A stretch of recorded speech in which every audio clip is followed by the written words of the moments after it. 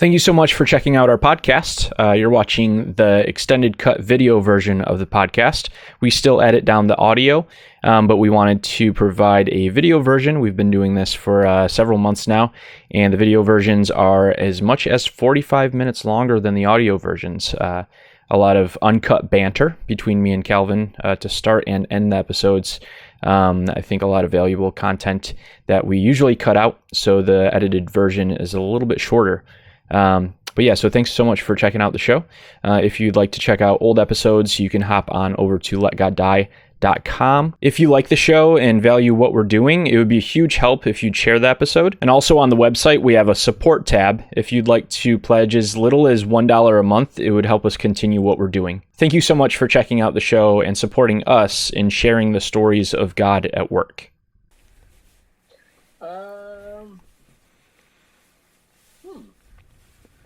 Games that involve candy. Yeah. But healthy candies, though. Like the good stuff.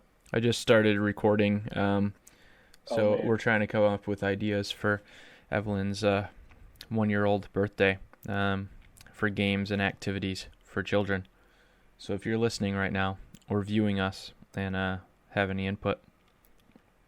Calvin said dart toss, right? Is that? Lawn darts all the way. Lawn darts? Pool tables. Yep. Horseshoes. Texas Hold'em. Bring your piggy banks, kids. Because why not? What's an street cards, you know? What's an appropriate buy-in for children? 2 crackers, 2 animal crackers. Oh, so we're going more like on the barter system.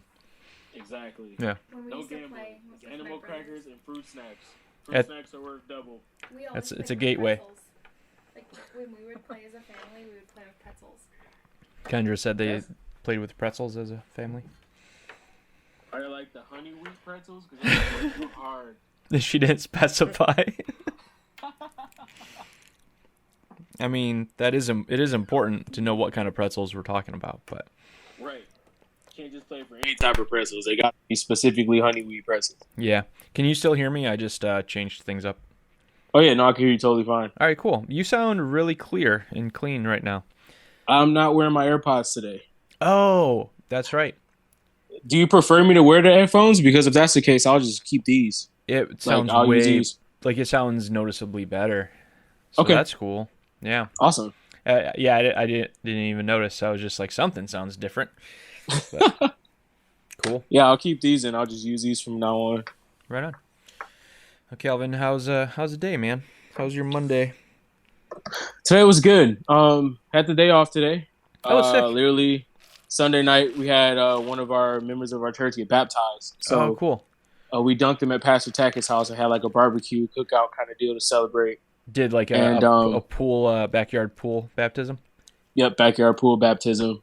And people kind of swam. It was super hot.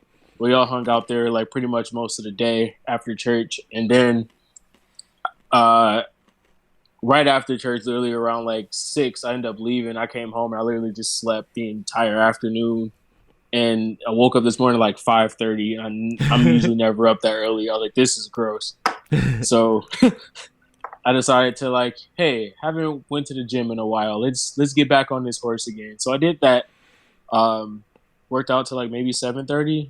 Had like a lot of my day just like freed up. I was like, this is awesome. Like I remember I used to do this and then I stopped doing this. I need to start doing this again. This is awesome. But yeah, for the most part, I hung out most of the day with Bethany. She came by. I was supposed to fix her car for her, which we thought it was a wheel bearing and it ended up not being a wheel bearing.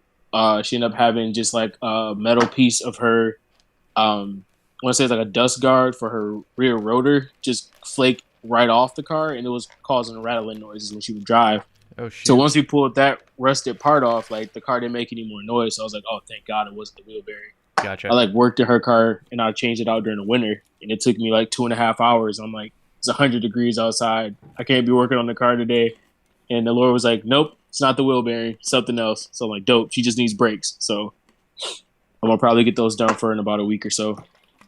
But got some clothes washed, man. And probably give away a bunch of stuff that I don't need because I have just way too many clothes. So I'm trying to like just declutter my life a little bit. So I was kind of just doing that today. Right on. Good deal. It was a good day, man. It was real good. Yeah, good day off. Yeah. What about you? Hung out at the house early in the morning with Evelyn. Let's see. After her 10 o'clock bottle, we walked down to Sheets and just sat outside at the Sheets for a good long time. Ran into an old friend who, old friend. I've lived here for 3 years, so by that I mean it's a guy that I just haven't seen in a little bit. But I guess I haven't seen him for like a year. But it was just interesting because he literally came up in conversation last night for like the first time in a long time. Kendra was like, I haven't seen that guy in a while, and we walked to Sheets and he was there, so it was cool. Got to talk with him a little bit, and then hung out there. Walked back home. Walked around the neighborhood a bit. That's what days that we have good weather and it's not miserable. Do a lot of walks, which is nice. Just to kind of pass the time. I've been kind of slacking on making plans during the daytime the last couple of weeks, which is okay. But like days like today just kind of go by pretty slow because I didn't really have anything set. I had plans at 2 o'clock to do some podcast recording, but there was like the person who was going to be on, it was for my other podcast. They had to help babysit someone like last minute. So it was like, no sweat. And then, after that, we just kind of, after Evelyn woke up from her nap, we just sat outside in the backyard, like that little 10-foot strip we have behind our house. Because you have a 70-foot strip in the front yard. So kind of evens out. Yeah, we have all front yard. So we just sat back there on a little blanket and let her play with the grass and with the critters of the Pennsylvania wilds. There weren't critters right around. I got some reading in. So that was cool because I like to read, but I almost never make time to. What you been reading, if you don't mind me asking, dude? It's I couldn't. You always have good reads, so I couldn't tell you the name of it honestly. I've been reading a lot of like church-related books though. Just by a lot, I mean like over the course of the last year. So it's like spacey. I haven't finished any books for quite some time now, but whenever I do read, it's like just like go at it hardcore. I'll just like read really quick. I like to just like finish books fairly quickly. I mean, there are books that I have not finished that I'm just in the middle of right now. But the most recent one was called Messy Church. That's one that I'm in the middle of. And it's basically just about the concept that like doing life with each other is not all like clean and dandy and like pleasant. But when you're actually doing life with each other and opening up, what you're going through, that it's things get messy. This was not in the book, but I heard this recently, and it may as well be in the book because the book's like similar concept. Heard someone say that like for a long time they were like, all right, we want to be like a safe place as the church. And maybe you and I might have had this conversation, Kelvin, but we have it at least once a podcast. Yeah. Or every other. Yeah. But just like that. Yeah, we did have this recently. Sorry. And we'll talk about it again for kicks for people who haven't heard it. So they were wording it, we want to be a safe place, but then they're just like, all right, well, I mean, when you get people who have dealt with brokenness and are like just being transparent with each other, that safe place is no longer a safe place because, you have people that are in process, opening up to each other and like all that comes with it. It's not just like, all right, like 98% of people are healthy and in a good place and they're like 2% broken. And like, let's be a safe place for those people. But if you want to be a safe place for all, I don't know. There's a lot of like risk in being vulnerable in those environments. So he was just saying that they word it now that they want it to be like a healthy church, not safe, but healthy. Right. So that's kind of the sentiment of that book in a lot of ways. But yeah, that's one recent one. Another one's called Organic Community. And then the one that I started recently, my buddy Ben loaned me a couple books. So it's one of the books that he loaned me. Couldn't tell you the name, couldn't tell you the author. But yeah, it's basically like 7 different like areas that he sees that community needs to really grow in, I guess you could say. So I mean, like the most recent chapter that I read today, was just about like kids being involved in worship services. Not just in worship services, but like kids being involved in church life, I guess you could say. Instead of just like, like we have a kids program that takes care of them, actually involving them in different ways. And he just kind of tosses out some ideas of things that they've done. And, obviously talking about Jesus' teaching of bringing the kids and just saying like, unless you're, you come to God as a child, like you won't, I mean, it's not just like, oh, that would be a good thing. Jesus says like, unless you come to me as a child, you will not inherit the kingdom. Like that's pretty severe, Yeah.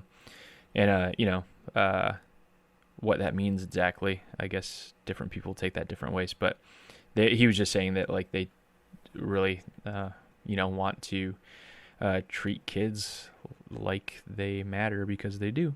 So yeah, just kind of toss some practical ideas out with that. And that was like one of the 7 areas of focus in the book. But yeah, anyway, which actually is interesting. I didn't even think about it until right now, but our guest today, I saw him at a little like one-day seminar recently. I mean, it was just like 4-hour thing. So it was like fairly brief, but it was really good. But he like really focused on that passage in particular, just about coming to Christ as a child. So I don't know if he'll get into that today. So we'll kind of feel things out and see where things take us. So, yeah. So I hope he does kind of talk about it because I think that'd be really. I'm like curious to hear his take on it. Well, how about this, Calvin? Even if he doesn't go there, can I steer the conversation that way on purpose? Dude, I love that. Yeah. Hey. Especially since like I've already heard him like really like dive into it. But yeah, should be pretty rad. So what about you, Calvin? What have you been eating lately to feed your mind and your heart and your soul and things? The spiritual food. It's like super corny, but oh man, you often preface things like in ways like that. And it always makes me really happy and curious at the same time. Sorry, go ahead. It's gonna be so bad, but all right. So you know how Jesus considers himself like the bread of life, right? Yeah. Yeah. There's like this new diet called the keto diet, which you like cut carbs and like it's really cool. But like you basically do it for the benefit of losing weight. But like for us as believers, we can't afford to cut carbs. Like we have to eat every day. Like so like, oh, that's gross, but I know exactly what you mean. So like when it finally hit, I was like, all right, fine, very well. But dude, I've been going back through the Gospel of Matthew again. Yeah. I know last time we talked, I was just kind of just dead and just not like I was half alive, to be honest. Yeah.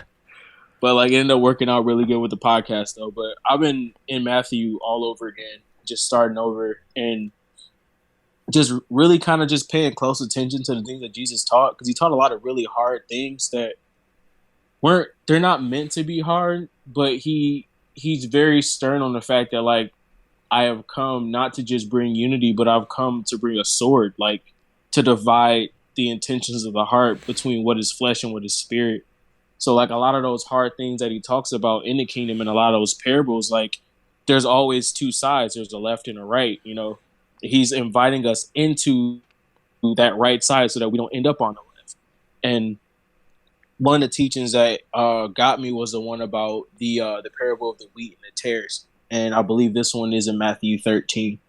But he talks about how, like, there are tares that grow with the wheat. The wheat is the good part, and the tares are the parts of the wheat that are just basically burned away and like it's garbage, pretty much, essentially. But they grow together. And I believe it was Peter who asked him to explain this parable. And he was like, well, pretty much the wheat and the tares all grow together, like, as one. But if you try to, like, take the wheat out and try to separate them too early, you end up taking out the wheat with the tares. So, like, Jesus essentially was like, let these things grow together. And when the time comes and my Father gives the call, the angels are going to come and they're going to reap and they're going to take both and they're going to separate them both. But in the meantime, don't pre-harvest what the Lord's doing. Let him work it out between that which is, like, right and legitimate and that which is not or just seems toxic. Like, he says, let them grow together. And when the time comes, my Father's going to separate them both.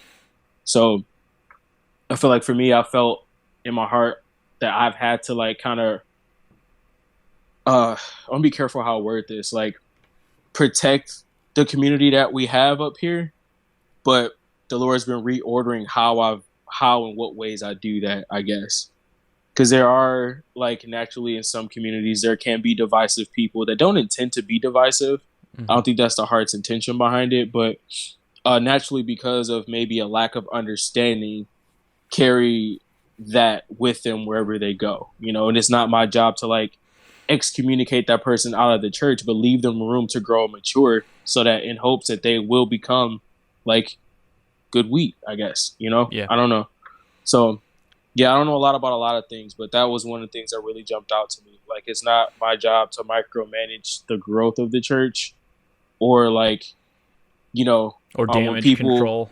Like, right, exactly, yeah, damage control. Like, I have to be very careful about how I do that because you never know what the Lord's working in someone's heart. Like, just because a person appears to be divisive within your community doesn't mean that that's what they're meaning to do. Yeah. So, learning how to walk in grace with that and allow the Lord to work, even though things are uncomfortable and weird. Yeah, and there certainly are times that is the case, but yeah, maybe just not seeing that as the default or, like, the go-to scenario. You know, giving people the benefit of the doubt and, like, recognizing that it's coming from a place. I mean, almost all the time, like, from a place of hurt, or, like, from a place of, I don't know, spiritual immaturity, you know, or whatever. Maybe they're, like, deep wounds that they're dealing with and acting it out, you know. Right. Any number of things. But yeah, that's a good word, man.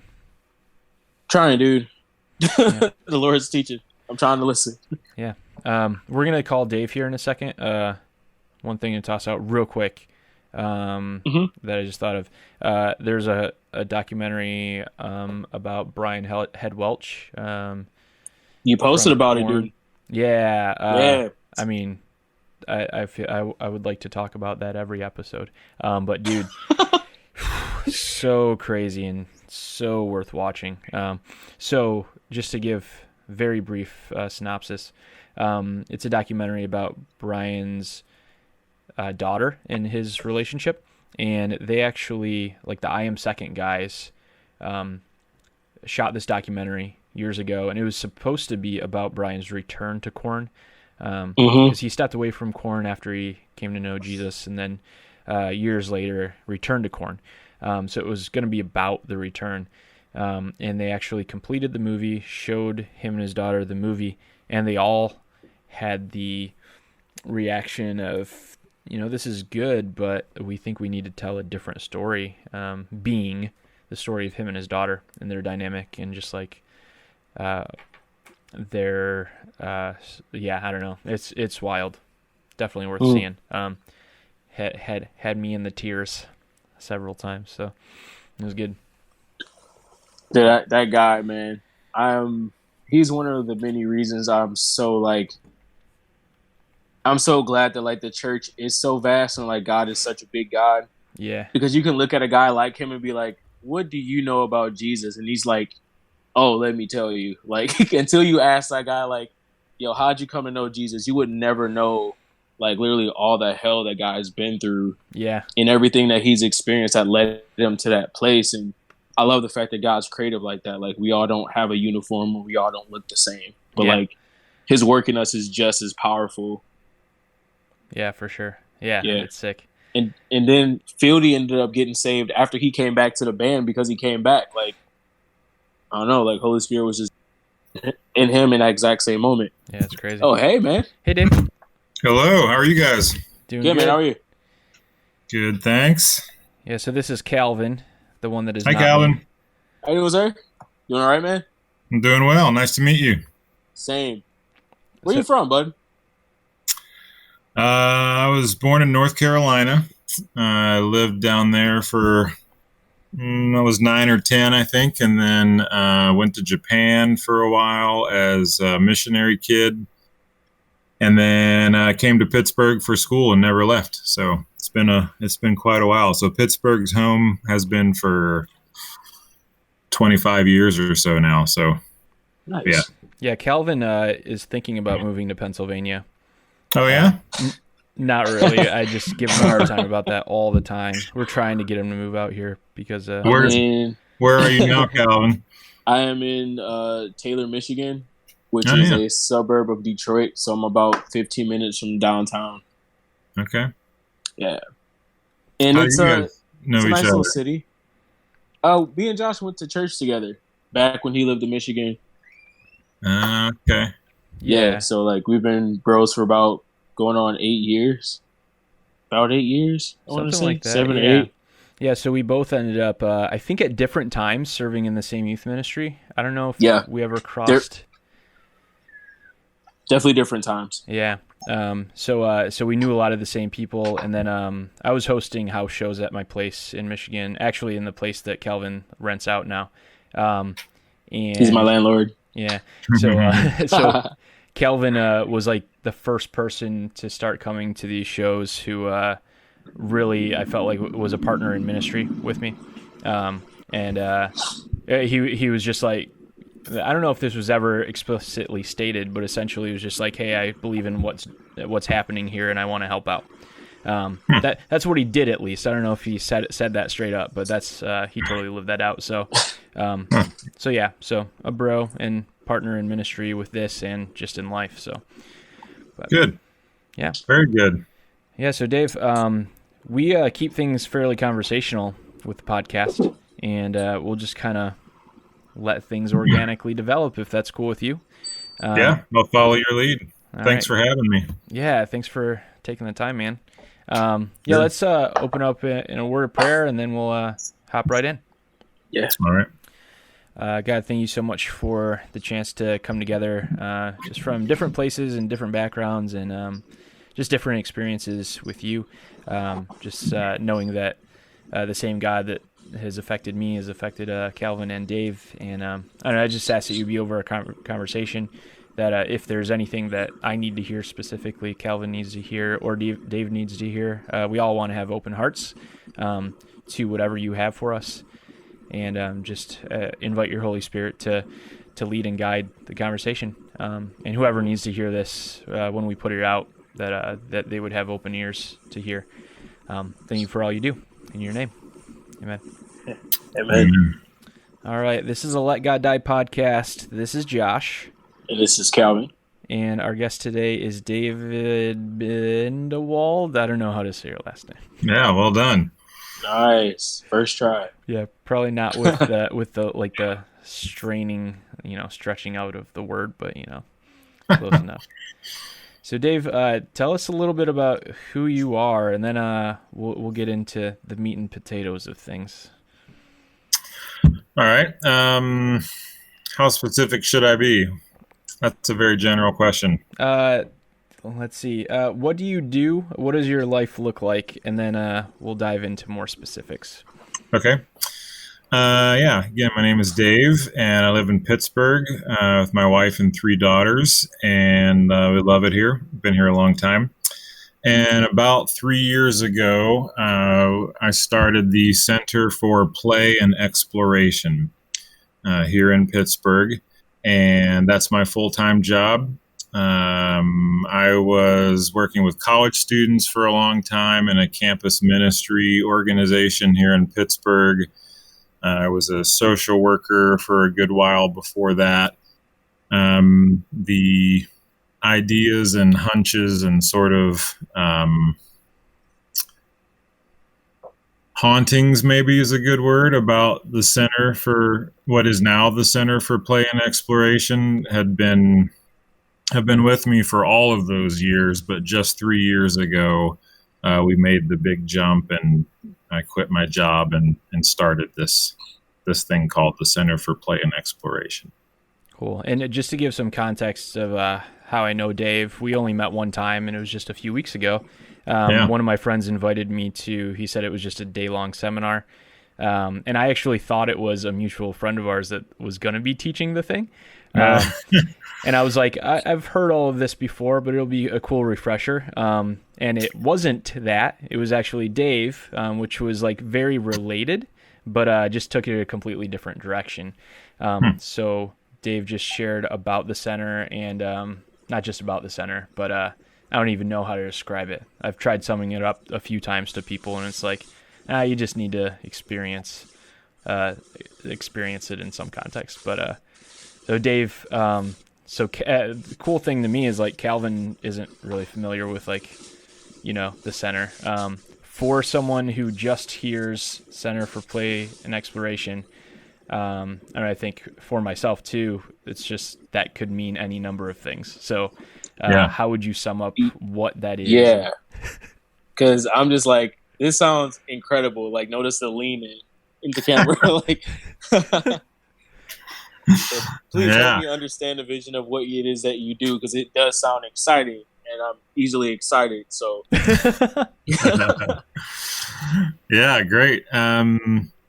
Well, if it's helpful, when I introduce myself and say I'm Dave and I run the Center for Play and Exploration, people respond almost always in two ways. First thing they say is, "Oh, that sounds great, but I don't have kids." Yeah. And so again, interesting observation, right? That playfulness, exploration, adventure, that kind of thing is the default. Is it's just for children. And when you turn 18 or whatever age you have to grow up, you sort of turn those cards in, right? Like, I'm responsible now. I have a job. I have responsibilities. It's time to grow up and stop wasting time. So they're well-meaning, but almost everybody says, "Oh, that's really great for you. I don't have kids," or "Is it a daycare?" or that kind of thing. And then I say, "No, actually, it's not for kids. It's for adults only." I imagine that goes a different place. Yeah. So they like play and exploration for adults only, and then it gets really weird and squirrely, and people don't, they don't know what to do, and they start like looking over their shoulders and stuff. So, and Dave just doesn't clarify and walks away, right. Just like I just let it lie. Yeah. But to be more clear, it's just interesting, right? That play and exploration is certainly not for adults. It's only for kids, and if it is for adults, it's like inappropriate. Right. I was just gonna say that, but I didn't want to No. Anytime I've ever heard play and exploration in context with adults, it's always been like everything bad. Yeah. Right. It's like people ask me, like, is this some kind of sexual thing? Like, what's going to happen? And so I'm taking comments, on what I should say. I've tried lots of things, but it's just. It's funny, and it's very interesting, right? Because there's this assumption that playfulness and curiosity and wonder and exploration and trying new things and all that's something that children do, not adults. And just by way of teaser, Josh, Calvin, you guys can ask more questions, but we're finding at the center, the longer we do this work, that the exact opposite is true, that when adults have permission and some skills that help them play and explore, and we can talk more about what we mean by those words, wildly helpful, interesting, happier, productive, innovative, happier, joyful things start to happen personally, of course, but even that's kind of an assumption. Like play makes you happier as a kid and as an adult too, and that's true. But very, very down to earth, real time, in the office, in school, like product and money making, and all the kind of grown up, practical, responsible things. We're just finding left and right. Like it just shoots it through the roof. You start talking about it as innovation or divergent thinking or taking risks or trying new things, then people sort of lean in like, oh, that's what you mean, right? It's not play, not being a frivolous kind of goofy waste of time, just like fun, or numbing yourself to be happy. There's other words for that, but that's not play. That's not that's addiction or distraction or numbing. It's just pleasure, right? It's good things just being inappropriately used. And play and exploration comes from a very high up, very deep down place of first things and what the world is like and what it's supposed to be like, and for adults and children and everyone and everywhere in between. Dude, that's really awesome. So what do you guys do at this place? Like your center is like a building or something? Is it like, cause like, I'm gonna just kind of let you know where my mind is at right now. Yeah. I'm thinking like sky high monkey bars, like bounce houses, trampolines, cake of all sorts. Probably a vending machine. At the top Hawaiian of the punch fountain. A vending machine. What kind of stuff's in the vending machine? But everything in the vending machine is 50 cents. It's all $2 for $1. Like that'll bring back some nostalgia, Yeah. So I'm just kind of like playing all this over in my head, and like play and exploration. I just think of giant bounce house, fun type stuff. But like, What do you guys do? I guess like at your center in particular, what does that look like? Yeah, good question. So sometimes it looks like that, but the short answer, maybe the most important answer to the way you asked it, is we don't have a location. We don't have a building. Really? That is the center. And we don't for two reasons. One, we're very young. Like I said, we're 3+ years old and trying to get this off the ground in a kind of sustainable way and trying to spend that money somewhere else rather than rent or buying and renovating a place. Sure. But that's just very practical. But secondly, and maybe more importantly, more playfully for us, we thought it would be interesting to not have a place to sort of fall back on. So when we get hired, and this is getting to more of your question, when we get hired by a company somewhere, a church somewhere, a school somewhere, anywhere, it's to help with professional development and unlocking potential and teaching divergent thinking and curiosity and freedom to fail and all that. So on purpose, we go to where we're hired. Nice. We want to be embedded and learn the culture, learn how decisions are made, learn what the history is. And it forces us to think divergently, be playful, to not get stuck in a rut ourselves, which was a difficult decision at first and sometimes day by day. But at the end of the day, it's been even an innocent, maybe not the most thoughtful. We didn't even know how good it would be, I think, for us to force ourselves to not fall back on a familiar place and to kind of think it up a different way in a different context everywhere we go.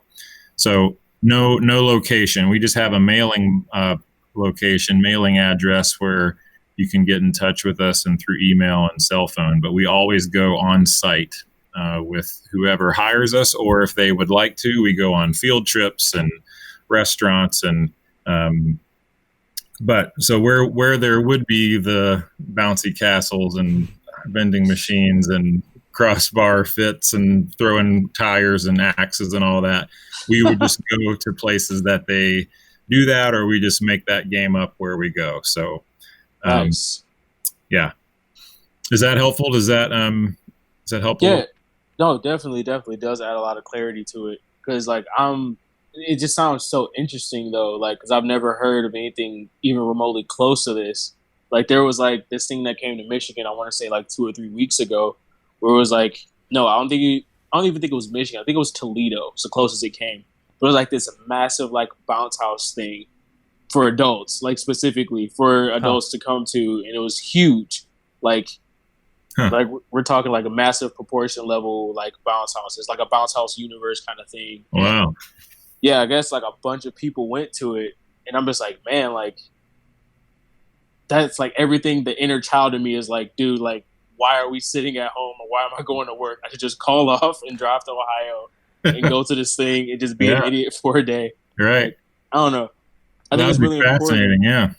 Yeah. I think it's really important too, like the fact that you guys are sewing into this area because a lot of us feel like or have felt or have been taught that we need to let our inner child die in order to really mature and grow up. And like I fought that for a very long time, and I don't believe that that's true. I think there is a balance between like knowing how to adult, you know, and doing what you have to do, but also like not letting that alone define who you are as a person and not getting lost in it.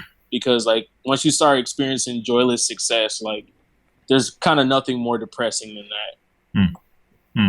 Well, it has everything to do. I mean, you've stumbled right into the thick of it. Like the depth of what we do at the beginning with folks is what do you mean by childlike, right? When you say like a kid, what do you mean? Or for people of faith, you know, when Jesus says in the Gospels, you have to change and become like a child. And then it gets real serious, you know. I mean, maybe sort of with like a twinkle in his eye. I mean, I don't know. I would imagine that you have to change and become like a child, or else you can't see or enter the kingdom, you know. So it's just fascinating. You know, what it sounds like a somber, dire, dour kind of thing, but then he's talking about kids. It's this amazing tension or juxtaposition, right? So by childlike, what does he mean there? And I think the default is sort of a naive at best, but more, you know, we default into thinking about sort of childish behavior. Like I'm a little spoiled and, you know, just give me what I want when I need it. And then down to more innocent things like, you know, just, you know, eating paste and picking your nose and, you know, that kind of stuff of like, dear God, no, hopefully, hopefully not. Or just like or even some of the examples of like, can that only mean, can adults being playful and curious and exploring new potential, does it have to always look like monkey bars or a bounce house, right?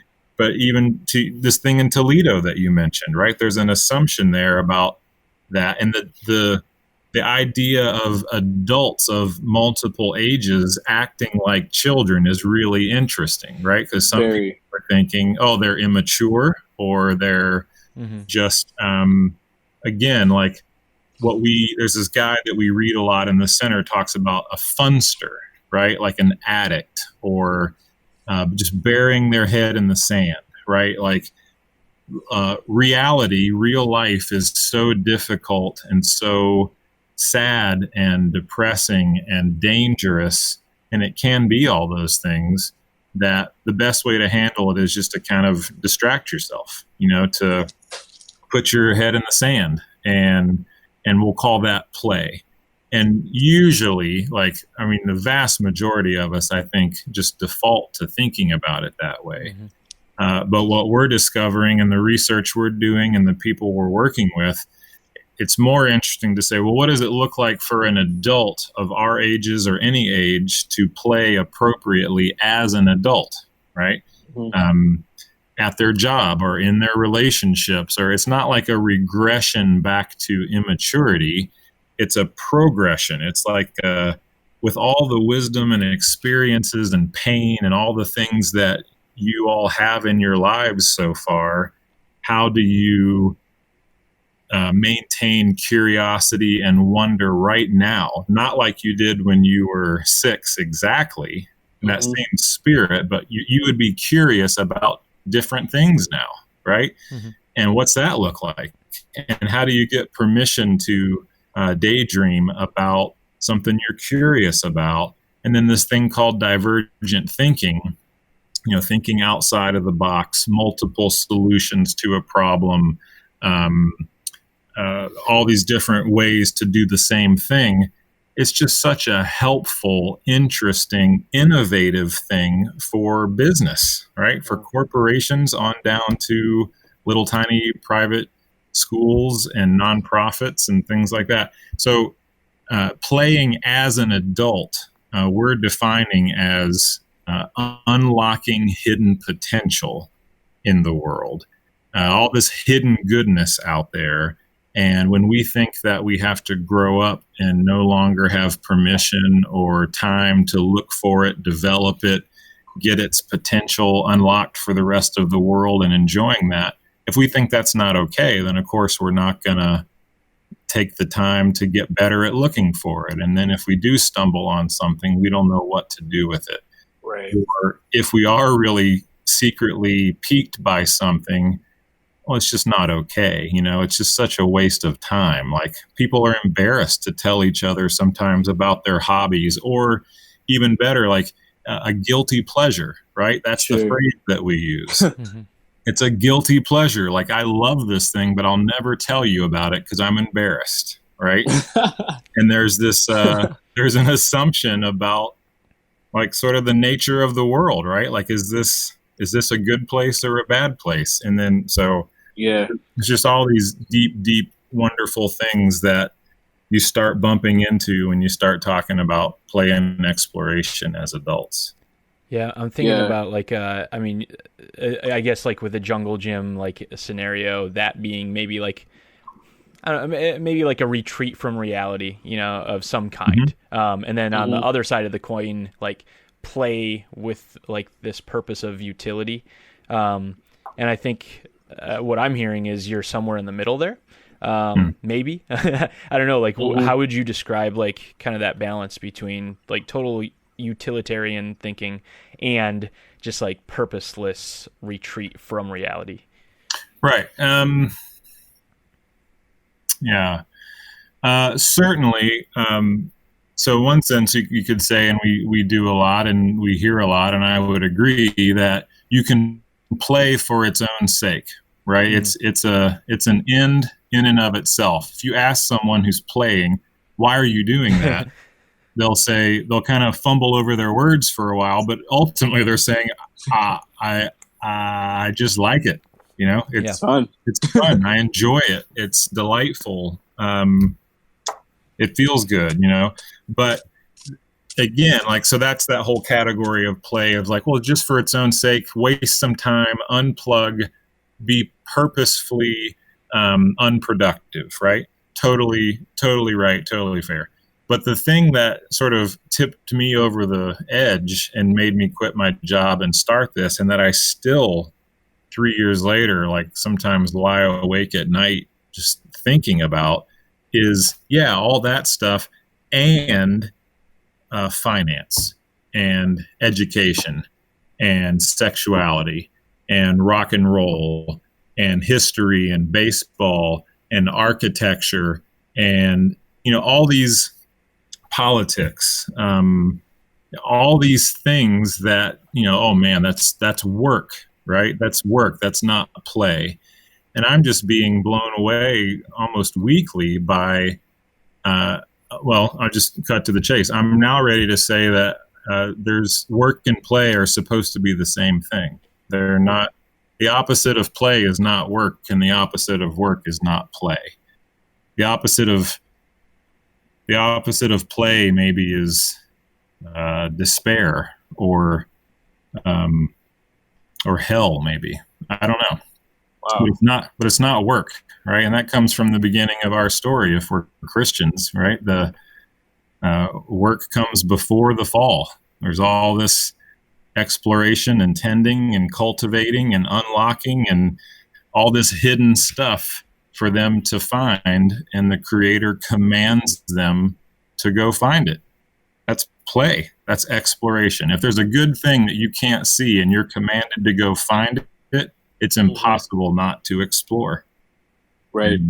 It didn't become a curse until after the fall. Yeah. And then it doesn't, Right. It just becomes harder, right? It's like it becomes toil, and it's frustrating, and it doesn't work all the time. But it's really interesting that God doesn't do away with that command. Play and exploration is still supposed to go on. It just got harder, So, I guess another maybe a dramatic thing to say about the center is that we were about reversing that side of the curse, right? That reclaiming work as play and looking for hidden goodness that the Creator hid in things and anywhere we can find it. And like it just makes people giddy in realizing that like you can close your eyes and put your finger down anywhere in the cosmos, and it just starts happening there too. Like the stratified, exponential, manifold, just ridiculousness everywhere. It's unbelievable. And I would dare you guys and your listeners to try it. Like go by yourself somewhere if you're embarrassed and just start like looking under a rock somewhere, literally or metaphysically, right? and just start I can't guarantee your safety, right? And I don't want to. I mean, that's kind of the risk that comes with play, right? Right. Yeah. Right. Like, I mean, me and Josh have off the record done some abandoned house exploring in downtown Detroit and random things. May or may not have had a show in an abandoned church in one of the roughest parts of Detroit in the winter. In the winter, at night, there's no heat. Yeah. Did you record that one? Was that video or audio? We did video record. Yeah. We borrowed some LED lights that were battery powered. Just rigged them up in that boy. It was one of those once in a lifetime experiences for us, at least. That's Dude, great. it was sketchy. I wasn't there for the show, but when we shot our very first video for the podcast, when we first introduced it, me, you, and a couple others went out there to spot check it and make sure everything was. And it was sick on the inside. It was like an abandoned Catholic church, and it was massive and dilapidated, but it was awesome looking. Yeah. It kind of made you feel alive, like doing just weird stuff like that people normally be like, dude, that's stupid. Like, why would you do that? It's like, I don't know. We didn't have a reason. Well, to use your image, like, well done, first of all, but that church as a great image of the creation, right? You could look at that and say, all the goodness of it is completely gone. Evil or the fall or whatever has just annihilated any kind of inherent goodness that place had. And yet you were there, I would guess, within 30 seconds. You were like enchanted with it. Oh, it's incredible. Awestruck. It's really sick. You're just like in amazement, right? And even by its architecture and the acoustics and ghost stories and history and there it goes again. So the fall itself, evil itself, has not been able to destroy the good creation, and it never will. Mm-hmm. And people just start going crazy when they start to believe that, right? Because people have been through some stuff and they've seen some things, and it makes you wonder. Maybe good is gone, right? Maybe God is gone, and maybe everything really is totally depraved, and then you walk into an abandoned church, like the seat of darkness somewhere, and it, like, oh my gosh, this is amazing. Or it just seems to be a matter of time, right? It's just a matter of time before the good creation starts bubbling again and sort of doing something to us as part of it ourselves, and that's just, we love that, and we try to set that up anywhere we can. Dave, awesome. I would love to hear a little bit of your story of what got you to this point. Because I imagine, I don't know, maybe since you were a kid, you just always tapped into this area of, play and exploration. But I'd love to hear like what got you to this point. and if there was kind of like a switch that got you to like really see God in a different way than you had before. Yeah. Well, your hunch is right. That's exactly what happened. So I was a pastor's kid and a missionary kid. So I've been raised in the Christian faith and had an understanding of God out there somewhere for as long as I can remember, and I think most people do, by the way. And so also pretty early on, I started to notice a difference between the things that I loved and God. And so things like rock and roll and baseball and sex and ice cream and friendship and, just things that good things, right?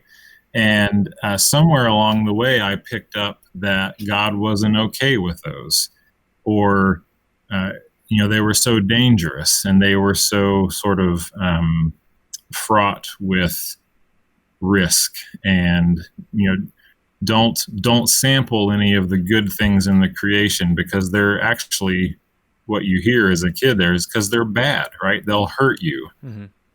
And so I kind of just went along with that, and yeah. And I went through a really prolonged, really deep depression late in high school.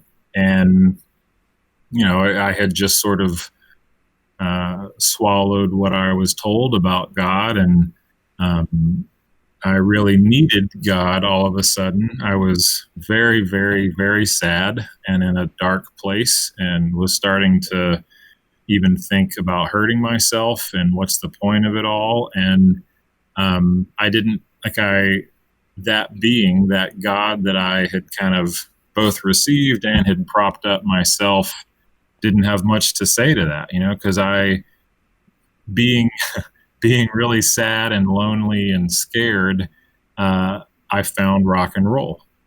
And I remember having like nothing else but these sounds and this poetry and these lyrics of people that I'd never met that knew exactly what I felt like. And I wasn't alone, right? But it was from these like quote unquote bad people, like pagans, right? And these devil sounds, or whatever I was told. I can't remember the phrases. You grew up in kind of that culture of like yeah. I was made to get rid of music. I snuck my Pearl Jam and Soundgarden, and I'm dating myself now, Alice in Chains and Springsteen and U2 and the Indigo Girls, and these lots of people at different times that were just really good at what they did, and it just found me. It was so comforting, and I would just listen to this stuff over and over and over again. And then you go to college, and it's like sometimes people like make bands themselves. That just blew me away.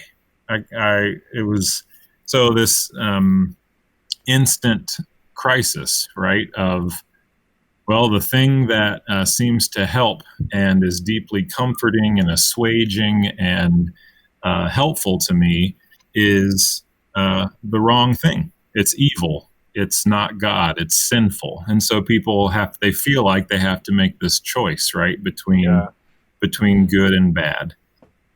And so, long way to answer your question, Josh. It was a very long, slow burn for me, but there were a couple of forks in the road. One was a philosophy professor of mine in college that, just to save time, but basically helped me understand that this world and the stuff in it is God's, and it's God's idea, and God created these things. And so then you start thinking in your own head of, well, like which things, or what kind of music, and Long story, very, very short. If you guys want to talk about it more, I'm happy to. Wait, real quick, just to pause. What school did you go to? I went to Geneva College. Oh, and Geneva. Okay. The philosophy professor's name was Dr. Byron Bitar, and he's no longer with us. But if anyone out there is listening to this and knows the Bitars, I don't know that it's dramatic to say he saved my life. Yeah. He certainly saved my faith, and was instrumental in starting the Center for Play and Exploration, even though back then no one knew. But I just remember him saying, like, he was talking about the inherent goodness of the world and the beauty of it. And I had heard literally the exact opposite. Right? The world is fallen and broken and evil and dangerous, and don't get too attached because it's all going to burn. Right? So the story goes like this. God created everything. We break everything. Jesus comes to redeem everything. It doesn't work, so God destroys everything. And I just, I didn't know who to talk to about that. But deep down inside, I thought, that's a really crappy story. Yeah. It's super encouraging. Man. Great. Go, right? Good Lord. Yeah, I mean, how do you sing about that? How do you? Yeah. Well, and it's like it hit me maybe in the last couple of years, just like the story of the prodigal son, for instance, like that being a return to the father. It's not that it was a son that belonged to another that was adopted from sin to the father, if that makes sense.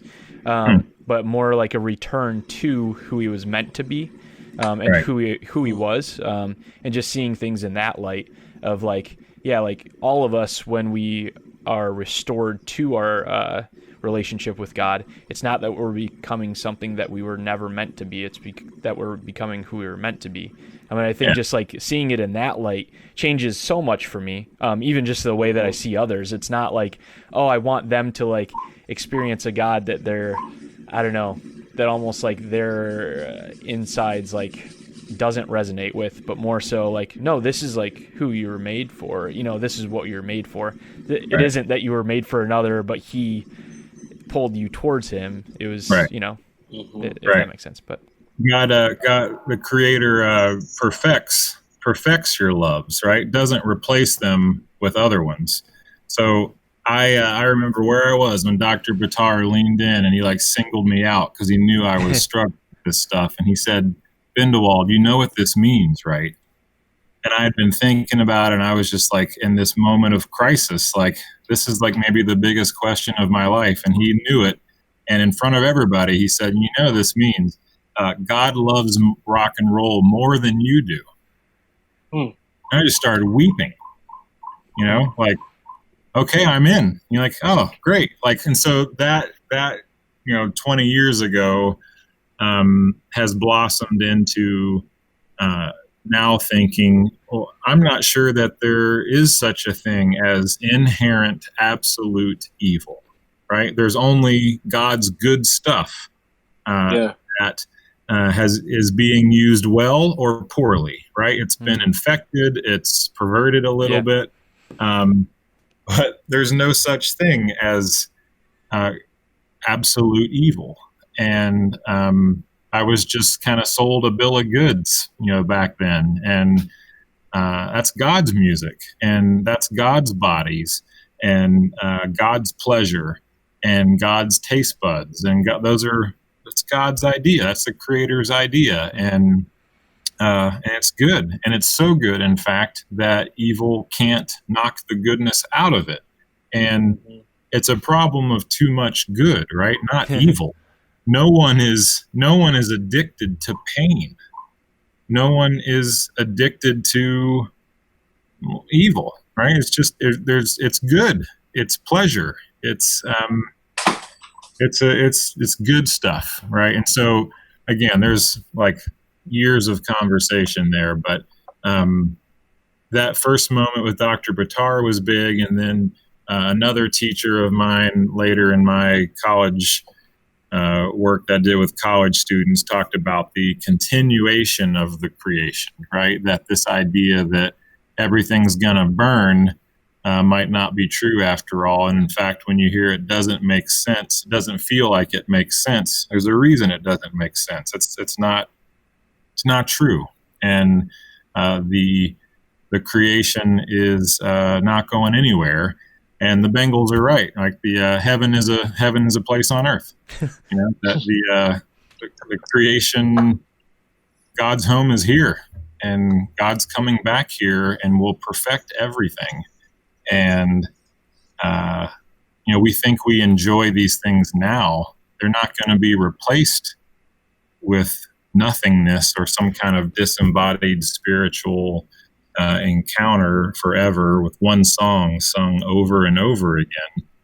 It's all these interests and hobbies and pleasure, every part of the creation perfected rather than destroyed, right? And that was the second shoe that dropped, I guess, for me in the forming of the center. So it's your fault, Josh. You asked this question. That was like 20 minutes. That's great, man. This is good. So that's where it all comes from. And then we think that we've been mandated by the Creator to go find all the goodness that the Creator packed into the creation. And that play and exploration is not a waste of time. It's a command. And if you are not playing and exploring, then maybe we can talk about unfaithfulness and sinfulness and that kind of thing. But even to your point, Josh, of the prodigal son, you can go years forgetting that, and then you remember it in a day, and the father just picks you up and says, "That's fine. I'll just forgive you." Now, where were we? Yeah. There's so much good out there to find. So now, when you reference the command to like basically play and explore, what are you referencing there? Yeah. If you want to touch on that. Yeah, thanks. So at the center, we talk about getting the beginning right, and the beginning being a good place to start. It's profound, right? So if you get the beginning right, you get everything else right. And the very first page of the scriptures say again and again and again that the world is a good place. It's very good, in fact. It's ridiculously good. And it turns out it's so good that the vast majority of that goodness is hidden. It's embedded. It's in potential form. It's not obvious. And yet, at the end of that first chapter of Genesis, the Creator tells the image bearers, Adam and Eve and everyone else, now I made you just like me, and I want you to go out and fill this place and steward it and cultivate it. The good translations say, develop it, unlock it. So there's a lot of goodness out in the world, and the Creator says, go into the creation and cultivate the creation. And then you realize most of it is hidden, and it's in potential form. And all of a sudden, you're looking at the very wonderfully dangerous possibility that God intends us to do this stuff that we call play and exploration. And you could think about it, farming, right? Seed form. That's a easily accessible one. But there's also like this, right? Or the stuff that we're talking on right now. If we're not careful, we start thinking, well, God just hid Chromebooks under a rock one day. And oh my goodness, what is that? And you find it and it works and everything. Well, it's so much more delightful than that, right? It's the ingredients. It's potential. It's hidden. It's collapsed, and our job is to open it up. And I mean, take it as far as your imagination will take. I mean, literature and poetry, astrophysics, architecture, politics. I mean, culinary arts, relationships, counseling, psychology, philosophy, inner city planning, cultures.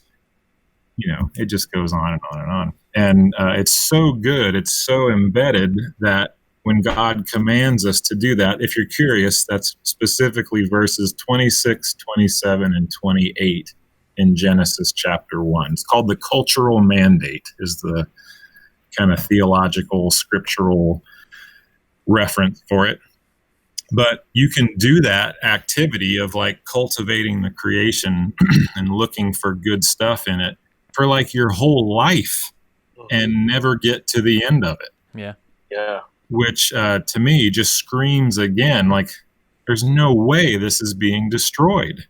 Like this is going to go on forever.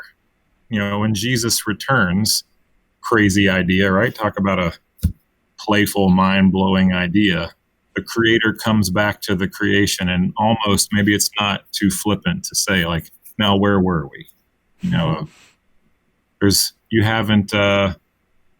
like planets out there you haven't found yet. Yeah. And the ocean floor is 99% undiscovered and unexplored. And there are like colors that our eyes have yet to see, like new colors apparently. And it's like, the thought of that gives me a headache because I'm like, I try to like think up a color that I've never seen and I can't. But apparently, like, these colors are going to be so beautiful that we can only see them through a glorified body. So I'm like, that's going to be dope. I don't know. That's right. Bring it on. Like, that's right. And so if this play and exploration stuff is right, Calvin, then somebody, you or somebody, whoever, is going to have to get on that. Like, if there's hidden color spectrums out there somewhere, then if this cultural mandate command is accurate, then God is saying, God himself, God's self, Almighty, is saying, let's go. Like, get out there. Like, who's on this? I hid these colors from you, and I'm waiting for you to find them. And when you find them, you think you enjoy color now? You know, and it applies to every single corner of life and culture that you can imagine. Like, being that serious about play, right? And that's kind of what the meaning of life is, basically. Like, we're getting dangerously close to saying that, right? That play and exploration forever and ever and ever, world without end. Amen. You know, and not messing around when you say it. Like, no, I'm fully expecting that to happen. Wow. So yeah, like, go get a textbook or something, or call some like spectrometer person, or buy a prism or something. Like, when the sun comes up tomorrow, like find a new shade of indigo or something. I don't know. Like, we have to. It's there. It's there to be found. Yeah. Just because it's there, that's all you need to know. God's given you the permission.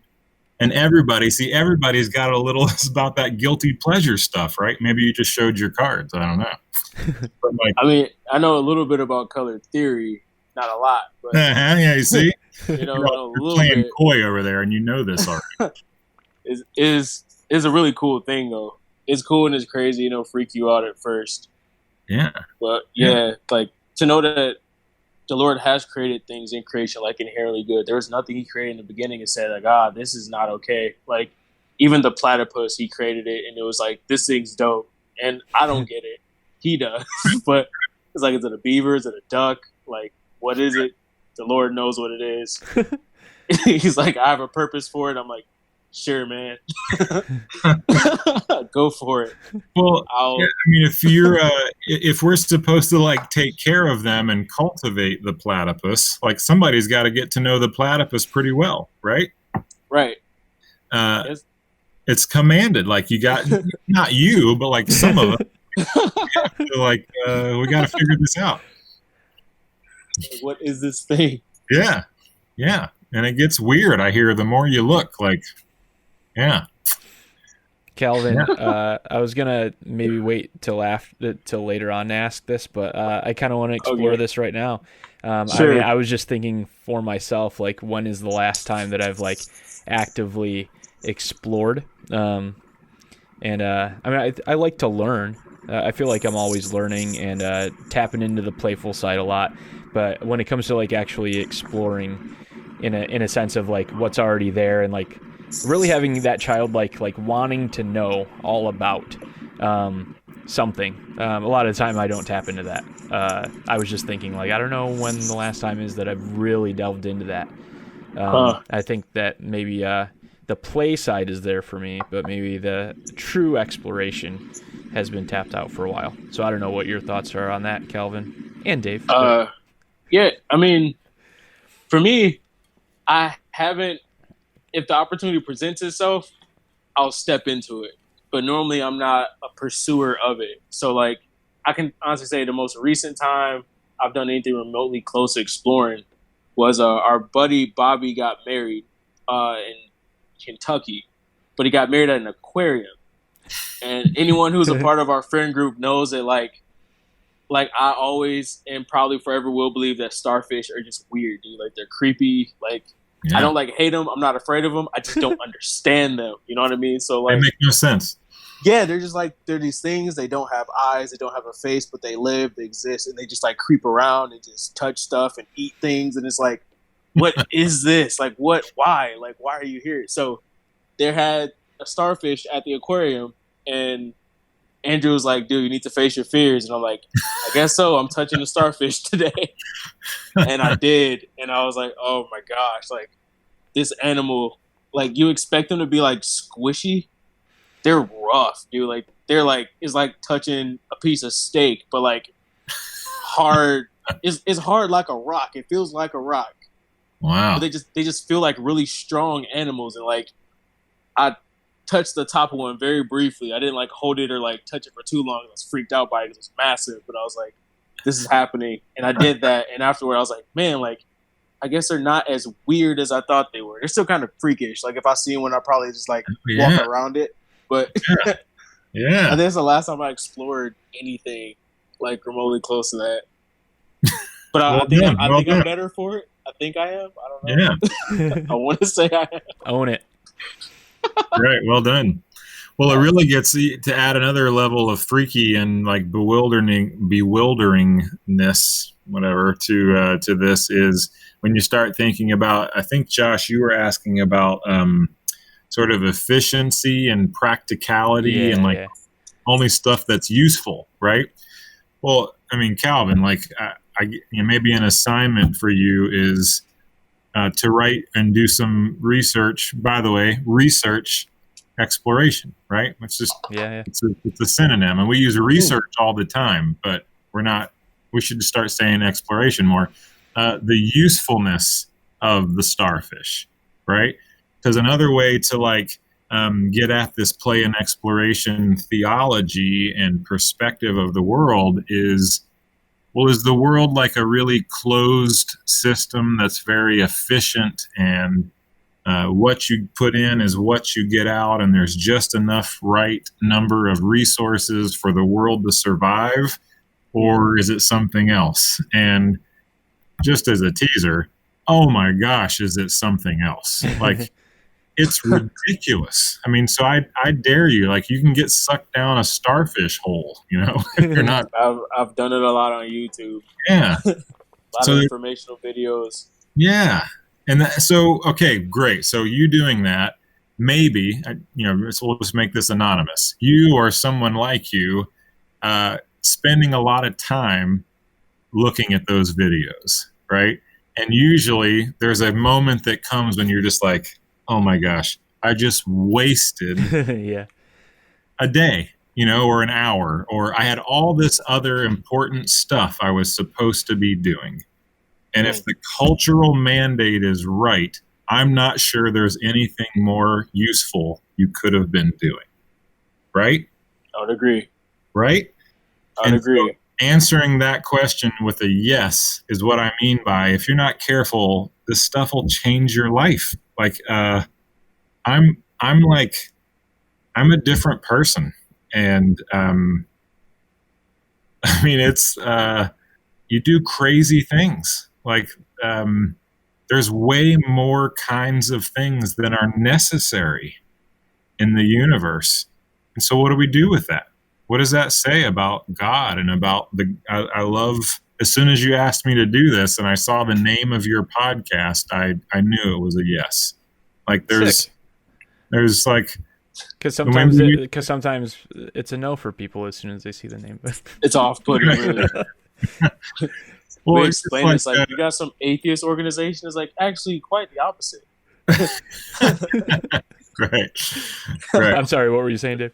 No, just the stuff that were like the frivolous waste of time of talking with any depth or seriousness about starfish. Like, is that okay or not? Right? Mm-hmm. Is it a waste of time or not? I'm serious, you know? I would say no. Because like right. God created the starfish, and if it all gives glory to him who created it, then yeah, it's good because it all results in praise. Like, I think that's the point of what you're getting at. Yeah. Well said. Yeah. And that's true of every single molecule of the cosmos. Mm-hmm. That you can literally close your eyes and put your finger down somewhere in the cosmos, and it'll start exploding in your hands and in your mind and in your heart. And before you know it, you're a child again. But you're 64 years old and you have a broken marriage and you're dissatisfied at your job, and yet things start to heal, and you start to go about your life and your work as the Creator intended. And it's just been nothing short of remarkable for me. And I think from what they're saying, a lot of the folks that use the Center for Play and Exploration to try to find some of that, to get the beginning right. You know, that's a large part of what we do. So, like, you have any, like, success stories of, like, things that the ministry is actually, like, fruitful things I guess you guys have seen since then? Like, you don't have to use names or anything for the sake of the podcast, but... Yeah. Maybe my two favorites would be, maybe three, I don't know. A good friend who was in the very, very initial beta test of this. We called it a cohort, the Center for Play and Exploration cohort. And we got this grant to try out these ideas. And I asked 6 of my good friends if they'd be willing to test this with me. And they said yes. And honestly, I just thought about this as this will be kind of like a long retreat. You know, everybody's burned out and a little bit sad, and this will just be refreshing for people. And it was wonderful. Like, we had this like 8-month long, I was thinking like a retreat or vacation, right? Well, shame on me. And hilariously, very early on, we start bumping up against these kinds of ideas. Like, oh my gosh, wait a minute. Maybe this is how we've always been supposed to be living, and we just forgot. And what's that mean? And then we have this magical combination of like 7 like-minded adults taking these ideas seriously with some time on our hands. And we just kind of went nuts. And nice. One of the people there is a neurophysiologist. Wow. Connection between like a brain and a body, right? That's the best I can understand it. She would try to explain it to us, and you know, I would just try to keep up. And so we get to this part of play and exploration called divergent thinking, where we teach people how to think outside the box, how to try different things, how to break out of ruts that we've been in. And I honestly was like, well, that'll be kind of interesting, and then we'll just kind of get back to feeling good again. And, you know, shame on me, never thought anybody would take it seriously, and she took it like 4 laps ahead of where I was imagining this. And in a very, very short way, just as a teaser and to answer your question, Calvin, so her specialty in neurophysiology was epilepsy. And she's always, as a believer, had a story of Jesus telling the disciples that they couldn't cast out a certain kind of demon because this kind requires fasting. Mm-hmm. And so as a neurophysiologist, on one side of her brain, she's told there's no such thing as a demon. It's not a possession. It's just a seizure. The person in that story was having an epileptic fit, right? And that's, okay, that's one way that could be, but she wasn't allowed to believe that, right? And on the Christian side of her brain, if they're, just go with the image there. Yeah. No, it's not a seizure. It's a real like force of evil, on. So then she's like fasting, like, what the heck? What is like, what? So she's like, okay, divergent thinking, Center for Play and Exploration says, just go with this, try different possibilities. Well, long story short, she starts tricking human brains inside bodies that have epilepsy into thinking that they're starving, fasting, right? And they stop having seizures. What in the world? What a concept. Yeah. So maybe this is dramatic, and the good doctor can correct me in comments below this, whatever. I'm probably slaughtering her research here. Play and exploration, being curious, being childlike, being divergent thinkers at work, she might cure epilepsy. Wow. And so I almost went off the road when she was telling that story, because I was thinking, again, shame on me, play is just sort of a distraction, right? And that's good, right? It's like a Sabbath. It's just a getaway time, Well, shame on me. I'll never speak that way again. It's like the flippin' redemption of the whole world. Like Jesus comes and starts playing and thinking outside the box with the creation again, and starts like actually fixing things. There's an architecture firm that used play and exploration to think about completely redesigning the way that they get work.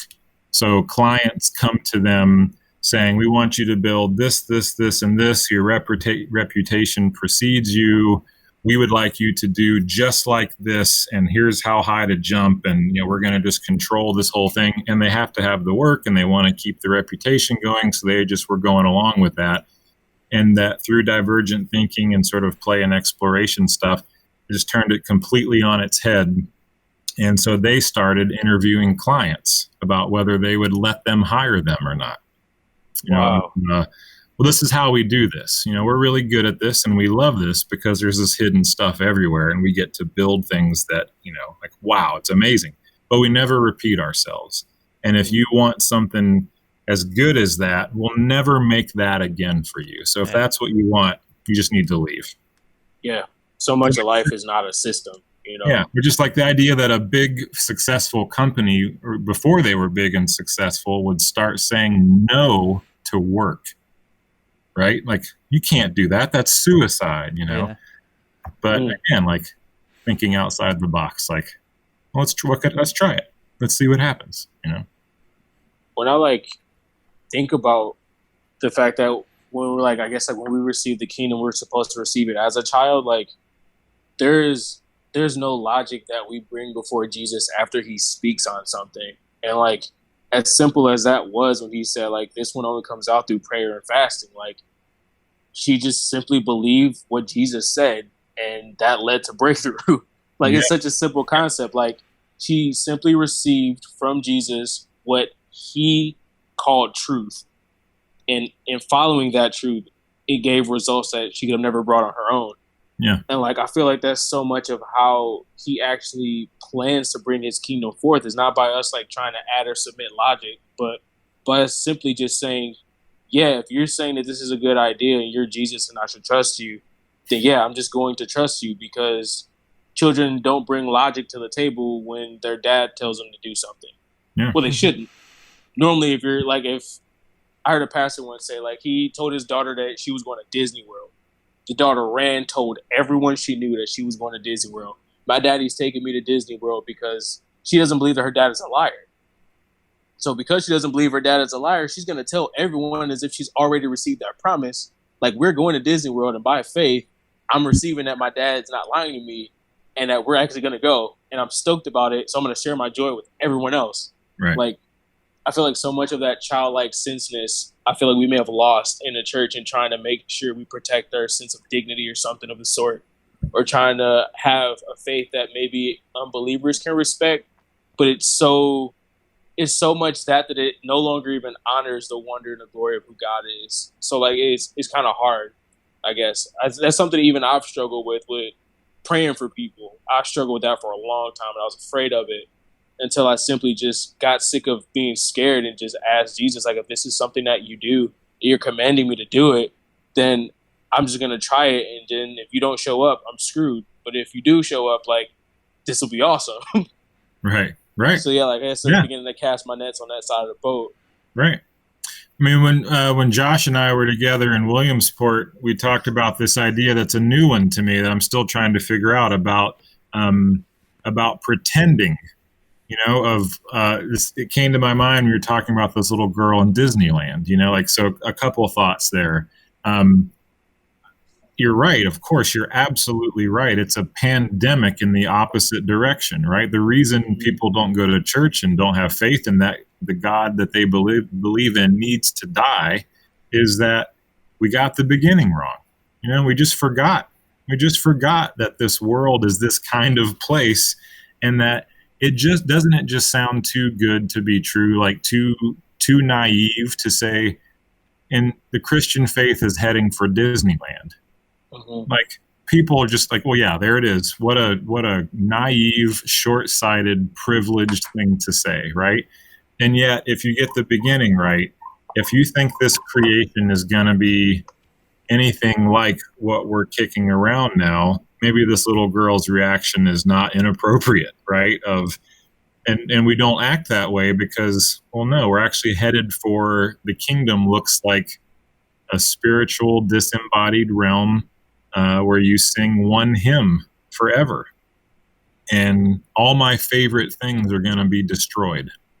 And so, yeah, I'm not real excited about that.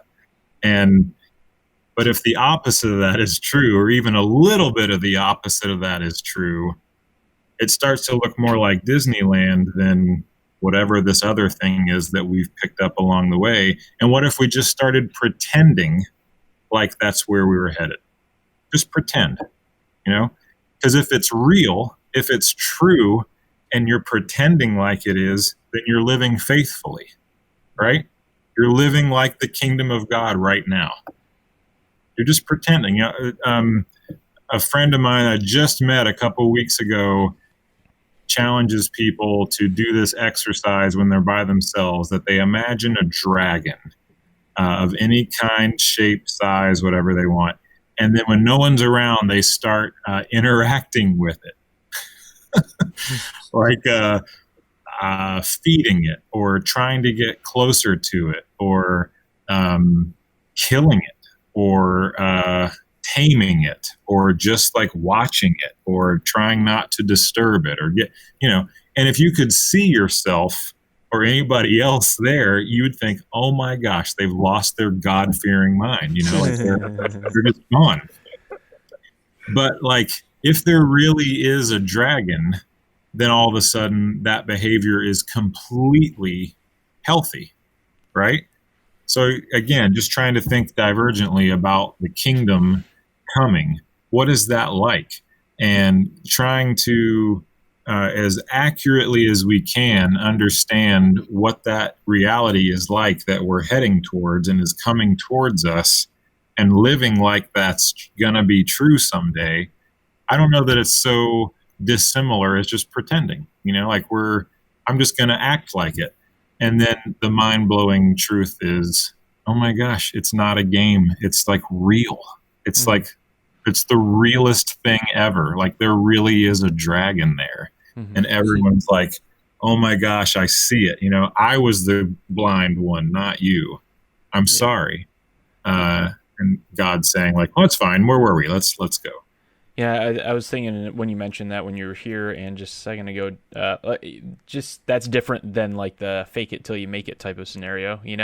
It's not like, oh, that's where I should be, so I'm going to act like I am. It's more so, if I say that I believe that there is a God who created all this, who created me, who loves me, why am I not living like it? Because I mean, going through the day to day. We just had a guy on the podcast recently. He has a podcast himself called Where Did You See God? And his whole thing is like, like just recognizing that God's at work all around us, and most of us don't have eyes to see. it's just out of sight, out of mind. And it's really just about acknowledging those things, and when we like really do internalize, like, oh, this isn't just something that I'm trying to like make myself feel good about. Like, this is something that I actually believe. Like, let's actually live like it. Right. And I think people are ready to try that in like how they worship or how they pray or how they evangelize or whatever. But I think it'd be more interesting. Sure, those things, yes, and your hobby. Like, yeah, and I don't know what that is for you guys, but if a handful of people went into their work tomorrow and started acting like or pretending like their little part of the creation was finally made the way it was supposed to be, and they started like signing reports and doing supervision and filling out budgets and designing prototypes as if that was true. If the cultural mandate thing is right, then the creation's going to respond. Mm-hmm. Like it's things are literally going to start looking like they're supposed to. And that's what I am imagining when I say go out there and pick something and just start messing around with it as if it's okay, because it is, and I can show you where, but that just takes some time to get used to, right? Like, this doesn't feel right, or this seems like Calvin and I were saying, it's almost like too good to be true. What's the catch, right? Right. Mm-hmm. And I think things like grace and playing and loaded words like that in heaven, there's usually not a catch. That's precisely why it's good. Yeah. It's like, oh, there's not a catch, and so you have permission from the highest authority to go do this. And if there's things that you're afraid of and that's why you're not doing it, a few of those might be real that you might need to spend some time on and unpack. But the vast majority of them, we're finding, they're just ghosts. They're just phantoms, right? There's nothing under the bed. Your hand goes right through it. And that goes back to the evil thing again, right? That it's not real. And it's a joke, and it's like the school talking about kids again, right? Like a bully, that moment when the first kid speaks back to the bully, or says, why? Or no, or don't you live at this place, or is your mom, and the facade, the power of the bully starts to break because it was never real to begin with. And there's that moment, when like their eyes start cutting and the other kids on the playground can sense it. And it's like, it's almost over. There's a new sheriff in town. And I just think that's one of the implications of this stuff, if it's even somewhat true, that the paralysis, the fear, is mostly just kind of shame or worry or anxiety, that we have permission to take little baby steps and try things in our lives and in the creation and in the work. And, God is good and has us, and it's a risk for sure, but a risk worth taking. And before long, it starts to feel like playing and exploring again, maybe. Good word, man. Well, Dave, I don't want to take all of your time. I feel like we could keep talking, but I feel like that's a good place to wrap Lovely. up. If people are interested in checking out what you guys are up to, or in booking you, where can they go? Yeah, the website's probably the best way. It is www.playandexploration.com. Those three words all written out. Playandexploration.com. It's all on there, a little bit about what we do, and there's a contact form to get in touch with us. Cool. Well, thanks a bunch, man. Like Thanks, a man. whole lot of things that you said today were things that I needed to hear. That I mean, I'm exploring in my mind right now. So Good. yeah. Good. Thanks so much for having me. I really enjoyed it. Dave, Dude, appreciate your heart so much, man. I'm looking forward to like hearing more testimony stories of things just being flipped around and like lives being transformed by what you do. Like it's so important. Like I really do like honor your perspective a ton, man. Thanks for being a part of this. Oh yeah, thanks for having me, Calvin. It's nice to meet you. Same. For sure. Hope to Yeah, see you soon. I'll shoot you a message, Dave, when we post this. It'll be a few weeks out, but Okay, great. Thanks again. yeah, thanks, man. See you later, Dave. Bye. Calvin. Hey, Josh. Dude, what a guy. Yeah, he's a solid dude, man. When he did the thing at our buddy's church, man, there are just so many things that I was just like, I'm really, really digging this. And one thing that he didn't even really touch on that time that we met together was just like the freedom to fail. I think he mentioned that just real briefly, that was like one of the areas that he delves into. I mean, I guess we did it. He did with a kind of experiment that we did. I guess he didn't really talk on that a lot. But we did like a thing where we all wrote down on a card like something that we've been stuck on. So it was like someone wrote down like they've been stuck on like a math related thing that they've been like stirring around in their mind. And it's not something that's like, oh, this math problem that I've been trying to solve, but more like a concept related to mathematics and like trying to like see it as like really related to God. And then some of the others of us like wrote down like life related things that we're struggling with or like ruts we've been in. So he had us write those down. We handed them in, and then he just picked a couple, and it was just like, all right, like what we're gonna do is we're just gonna like allot some time for everyone here to just kind of like toss your thoughts out there, and kind of like the idea talking about like the childlikeness was like, you know, like kids before they've gotten like, you know, confidence beat out of them a lot of the time. I mean, when I think of like a kid that's like truly just like a kid, you know, just being like free to offer ideas, you know, and free to be wrong, you know, and just like free to, I don't know, no idea being bad. It's just like, and just like he was saying, just to explore whether it's right or not. So during that time, it was just kind of open forum, like, hey, if you have like an idea that pops into your mind that could like help this person or might be related, but you're not sure, shut off that part of your brain that's telling you like, this might sound dumb. You know, he said, like, just say it, you know, and like, let's just kind of see what happens. It was so cool just because like a lot of things that were said, like people would afterwards just be like, yeah, I don't know if that relates at all, but it's just like, but you said it though, you know, like, and that was like kind of the point was just to kind of shut off that self-critical part.